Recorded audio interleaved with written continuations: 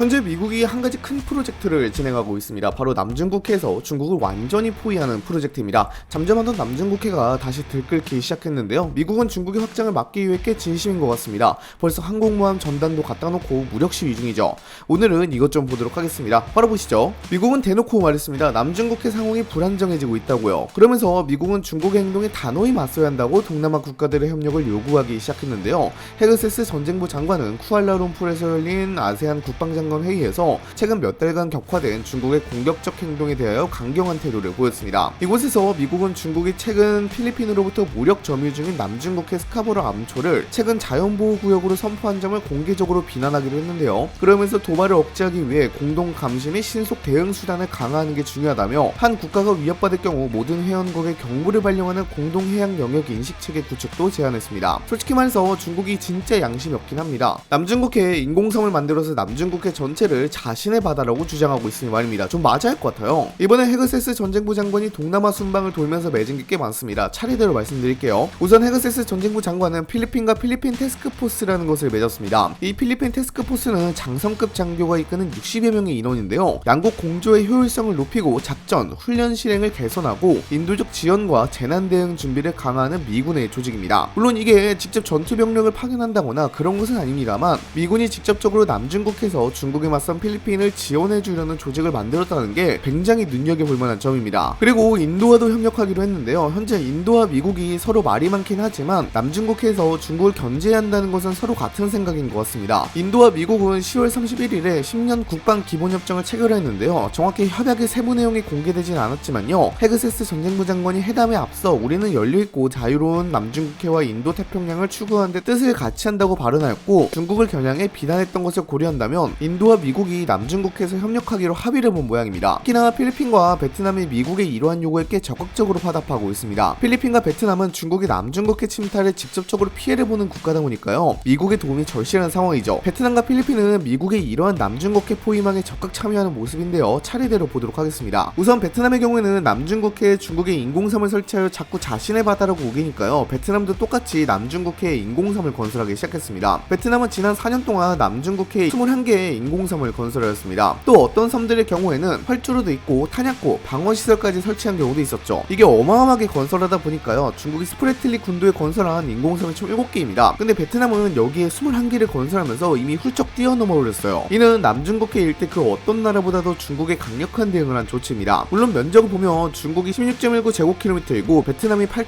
8.9제곱킬로미터라서 더 노력이 필요하지만요. 이제 시작이라는 점이 중요합니다. 필리핀은 더합니다. 필리핀은 대만이 침공당하면 불가피하게 개입할 수밖에 없다면서 대비책 마련에 나서야 한다고 강조하기도 했습니다. 로미오 브라우너 주니어 필리핀군 참모총장은 2025년 5월에 루손섬 북부 군부대를 방문한 자리에서 대만이 침공당할 때 대비해 행동계획을 세워야 한다고 밝혔습니다. 그러면서 각종 해경 선박이나 해군 함정을 통해 남중국해로 진입하는 중국 해경과 해군과의 대치도 자주 하는 모습이죠. 또 미국과 일본 등 서방 국가와 군사협력을 강화하기도 했고요. 법제정을 통하여 남중국해에 대한 자국 영유권 범위를 확실하게 규정하였으며 미군의 최신 무기체계도 잇따라 배치하고 있습니다. 무엇보다도 세계 여러 나라들과 합동훈련을 진행하면서 중국 억제를 하기 위한 행동도 계속 이어나가고 있죠. 특히나 미국은 말로만 하지 않았습니다. 직접 행동에 나서는 모습인데요. 미국, 호주, 뉴질랜드, 필리핀 4개국이 10월 말과 11월 초에 연합훈련을 하며 중국을 견제하는 모습을 보이기도 했고요. 또 이 지역에 미국이 니미츠크 항공모함 전단을 파견하여 한때 중국 구축함 전단과 대치하는 상황도 있었습니다. 거기다가 계속해서 남중국해에 연합훈련을 진행하고 해군 함정을 파견하여 지속적으로 중국을 견제하려는 것을 보면 미국이 구상하고 있는 남중국해 포위망에 미국이 얼마나 적극적인지를 잘 알 수 있습니다. 그리고 대만 인근 필리핀 섬에는 최신형 대한미사일인 네메시스를 배치하기도 하면서 중국의 확장주의적 행보를 대놓고 견제하기도 했죠. 미국이 이렇게까지 진심인 이유는 간단합니다. 남중국해가 단순한 바다가 아니기 때문이죠. 이곳은 지구상에서 가장 중요한 해상 교통로 중 하나이자 국제무역의 대동맥이라 불립니다. 매일 약 5만 척 이상의 선박이 이 해역을 통과하며 전세계 무역량의 30%, 금액으로는 연간 약 3조 5천억 달러에 달하는 상품이 이 바다를 지나갑니다. 원유, 액화천연가스, 반도체, 곡물, 철강석, 소비재 등 현대산업을 지탱하는 거의 모든 물류가 이 좁은 바다를 통과해야만 아시아와 유럽, 중동, 미주를 잇는 세계 공급망이 유지됩니다. 이 말은 곧 남중국해를 장악한 세력이 세계 교역의 혈관을 지게 된다는 뜻입니다. 단 한 척의 유주선이라도 통행이 막히면 국제유가가 요동치고 한 달만 교역로가 차단돼도 글로벌 공급망 전체가 마비될 수 있습니다. 더구나 남중국해 해저에는 막대한 천연자원이 숨어있습니다. 남중국해에서는 최소 110억 배럴 이상의 원유와 어마어마한 천연가스가 매장되어 있을 것으로 추정됩니다. 일부 연구는 이 수치가 중동의 일부 유전지대와 맞먹는 수준이라고 평가합니다. 특히 파라셀 군도와 스프레틀리 군도 주변은 해양 생태계가 풍부하면서도 석유 시추 잠재력이 가장 높은 지역으로 꼽힙니다. 이 자원들이 완전히 개발된다면 중국은 외부 에너지 의존도를 크게 줄이고 미국의 해상 원유 공급망을 우회할 수 있게 됩니다. 바로 이 점이 미국이 가장 두려워하는 부분입니다. 남중국해는 단지 무역 통로가 아니라 향후 에너지 패권의 분수령이 될 곳이기 때문이죠. 미국이 동맹국들과 해양 감시망을 구축하고 항로 자유작전을 강화하며 심지어 무인 드론과 위성까지 동원해 남중국해를 실시간으로 모니터링하는 이유가 여기 있습니다. 이 바다를 놓치는 순간 미국은 아시아 태평양 전략의 핵심을 잃게 되고 중국은 그 공백을 파고들어 자신들의 해양 실크로드를 완성할 것입니다. 이렇게 되면 중국은 미국의 패권에 더 한 발자국 앞서 나가게 되는 것이죠. 거기다가 중국의 해군력도 너무 세지고 있다는 게 큰 문제입니다. 현재 중국의 세 번째 항공모함인 푸진함이 공식 지역했습니다. 중국의 항공모함이 벌써 3대가 생긴 것인데요. 이번 푸진함은 중국 항모로는 처음으로 전자기식 캐타펄트를 장착한 항공모함이었습니다. 이에 따라 중국은 미국에 이어 두 번째로 항모가 많은 나라가 되었습니다. 중국은 이 푸젠함을 보유함으로써 더 광범위한 해상작전 능력을 갖추게 되었습니다. 푸젠함 취역은 명백히 중국이 미국의 해양 패권에 도전하려는 야욕을 가지고 보유를 했다는 분석이 지배적인데요. 이 푸젠함 취역으로 중국은 대만 해역과 동중국해, 남중국해는 물론 태평양에서 주도권을 가져오려는 움직임을 보이려 하고 있습니다. 당장 중국은 2030년까지 최소 4개 항모전단을 꾸려 미국에 이은 세계 두 번째 대항해군을 육성하고 2035년까지 총 6척의 항공모함을 확보할 계획이라고 합니다. 거기다가 중국은 어마어마하게 많은 군함을 생산해내고 있는데요. 당장 중국의 핵잠수함만으로도 10척을 동시에 뽑고 있고요. 1년에 몇십 척씩 취역하고 있어서요. 당장 2030년이 되면 미국의 군함수는 304척이 되고 중국의 군함수는 435척이 될 예정입니다. 물론 미국의 기술력이 좋기에 괜찮다고 말씀을 하시는 분들도 있지만요. 미국의 조선업이 붕괴한 상황이라는 것을 인지해야 합니다. 중국의 해군력이 어마어마하게 빠른 속도로 성장하고 있기에 가볍게 무시할 수는 없는 상황입니다. 이걸 아는 미국이 지금 해군력이 더 강할 때 남중국해를 통해서 중국을 견제하려는 것이고요. 앞으로 미국은 남중국해에서 물러서지 않을 겁니다. 오히려 지금보다 훨씬 더 치밀하고 공세적으로 움직일 겁니다. 미국은 이미 하나의 거대한 그림을 그리고 있습니다. 바로 남중국해를 완전히 감시하고 통제할 수 있는 해상 포위망의 완성입니다. 지금까지는 기초공사였다면 이제부터는 본격적인 실전 배치 단계로 들어간다고 봐야 합니다. 우선 미국은 동맹 네트워크를 전면 재정비할 겁니다. 단순히 필리핀, 베트남과의 협력에 머무르지 않고 말레이시아, 인도네시아, 싱가포르 같은 중립국까지 포섭하려는 시도를 강할 것입니다. 표면적으로는 자유롭고 개방된 인도태평양을 내세우지만 실제로는 중국이 남중국해에서 군사적으로 단독 행동을 하지 못하도록 완전한 포위고리를 만드는 게 목표죠. 미군으로서는 인도를 연결고리 삼아 서쪽으로는 인도양, 동쪽으로는 남중국해에서 중국의 해상 루트를 양쪽에서 압박할 수도 있죠. 동시에 미국은 군사적 상시 주둔 체계를 강할 겁니다. 이미 필리핀 북부 루손섬, 팔라완 섬에 미군 시설을 확대하고 있는데 여기에 레이더와 무인 감시 시스템, 극초음속 미사일 기지 같은 첨단 전력을 배치할 가능성이 큽니다. 남중국해 항모판에 중국 함정이 움직이면 즉시 위성과 무인기, 잠수함으로 그 궤적을 추적하는 수준까지 가겠죠. 또 미국은 경제적, 외교적 압박도 병행할 겁니다. 중국의 남중국해 내 인공섬 군사화를 불법적 행위로 규정하고 이를 빌미로 국제 제재를 추진하거나 관련 국가들의 해상자원 개발 협약에 개입해 중국의 자원 확보를 차단하는 움직임도 가속화될 가능성이 높습니다. 이미 미국 에너지 기업들이 필리핀, 베트남과 손잡고 남중국해 가스전 탐사권 확보에 나서고 있는데 이건 역시 중국의 영향력을 잠식하기 위한 경제적 포위 전략의 일환입니다. 그리고 군사적으로는 항해의 자유작전의 강도가 지금보다 훨씬 높아질 겁니다. 지금은 중국이 인공섬 주변 12일 이내로 접근하면 경고 방송을 보내는 수준이지만 앞으로는 미군 함정이 의도적으로 그 경계선을 넘나들며 중국의 반응을 시험할 가능성이 큽니다. 일종의 심리전이자 존재감 과시죠. 중국이 반응하면 즉각 영상과 위성 사진을 공개해 국제 여론전을 벌이는 방식입니다. 세계 여론을 통해 중국을 고립시키는 겁니다. 그리고 미국은 이 남중국해 포위망을 단기적 작전으로 보지 않습니다. 최소 10년, 기계는 20년 이상 지속될 장기 전략으로 보고 있어요. 그 중심에는 인도태평양 사령부, 즉 인도에서 하와이까지 이어지는 미군의 전체 작전 범위가 있습니다. 미국은 이 지역의 모든 군사, 외교, 정보 네트워크를 하나로 묶는 통합 지휘 체계를 완성하려 하고 있습니다. 결국 미국은 해양의 통제권을 절대 놓치지 않을 겁니다. 중국이 아무리 군함을 늘리고 항모를 만들어도 미국은 동맹의 바다를 만들어서 중국을 외롭게 둘 생각이죠. 지금 벌어지는 남중국해 포위 프로젝트는 21세기 패권 질서를 결정짓는 게임의 한 수입니다. 그리고 미국은 그 게임에서 절대 2등을 받아들일 생각이 없습니다. 여러분 현재 미국이 행하고 있는 남중국해 해상 포위망에 대해서 어떻게 생각하시나요? 댓글로도 작성해 주시기 바랍니다. 이상 영상 마치도록 하겠습니다. 감사합니다.